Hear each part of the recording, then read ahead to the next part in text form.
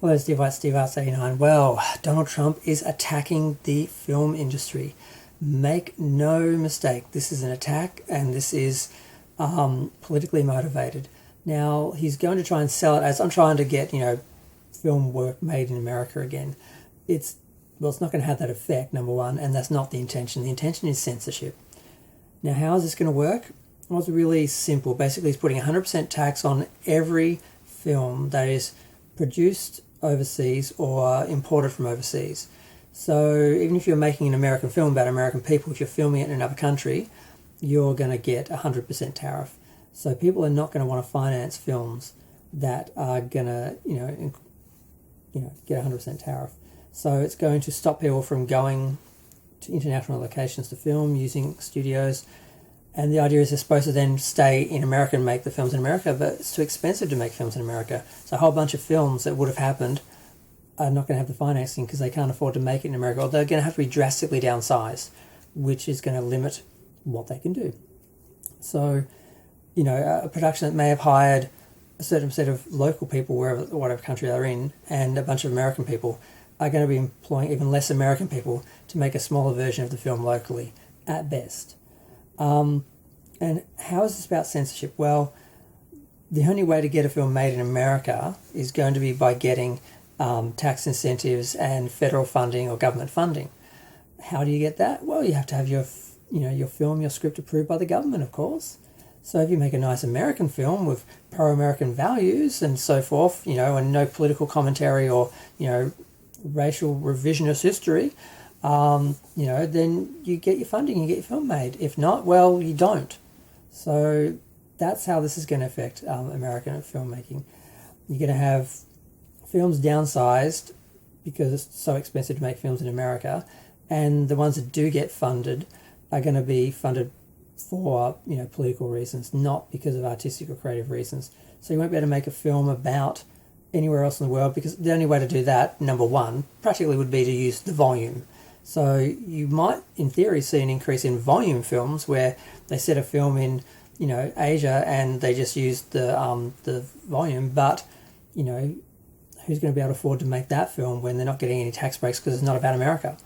So I'm not imagining this. The right are already celebrating this as an attack on the left, that they're going to be making films in America and they're going to be American films, and there's going to be some control over what's made, because the idea is that Hollywood's out of control when they're making all these woke films and political films and divisive, racial revisionist history films and all this sort of stuff, and they're against all of that. So this is about censorship. This is about hurting other industries, of course, in other countries, because, for example, Australia, now, years ago, they announced they're going to build a studio, a Paramount Studios in Australia.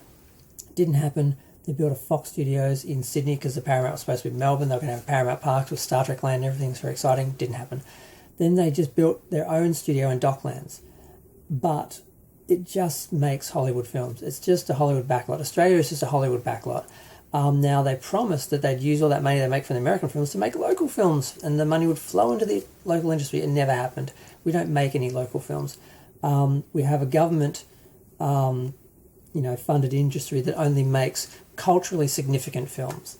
So if you want to make a film about Aboriginal people or something specifically Australian, culturally significant that you can sell to foreign governments, foreign markets, then you might get funding for that. So they make a few Australian films each year.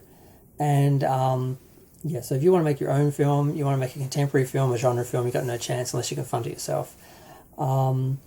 And the only Australian films that get made are stereotypical bogan films where you see people acting like stereotypical Australians, which is what Americans and the rest of the world think we're like, because all that they produce are bogan films.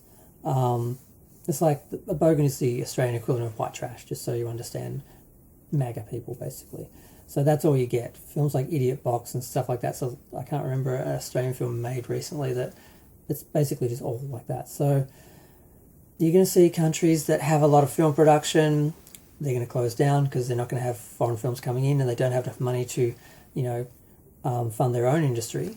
So it's going to hurt all those companies all around the world. All those studios all around the world are going to collapse. and America is going to have to downsize all their films, and if they want to make them, they're going to have to make artistic compromises because that's the intention here. And it's going to take a little while for Donald Trump to get control if he stays for that second term and turns America into a dictatorship. American film, it's going to be illegal to make a film about any subject that, it's going to be illegal to make, to put a film in your cinema that wasn't made in America by, the state, film industry and so forth. That's where this is heading. That's the intention. It's not about making films in America, and helping the industry. It's about destroying the current industry and controlling, the one that comes up in its place. So this is really disturbing, and I think I'm a bit in shock.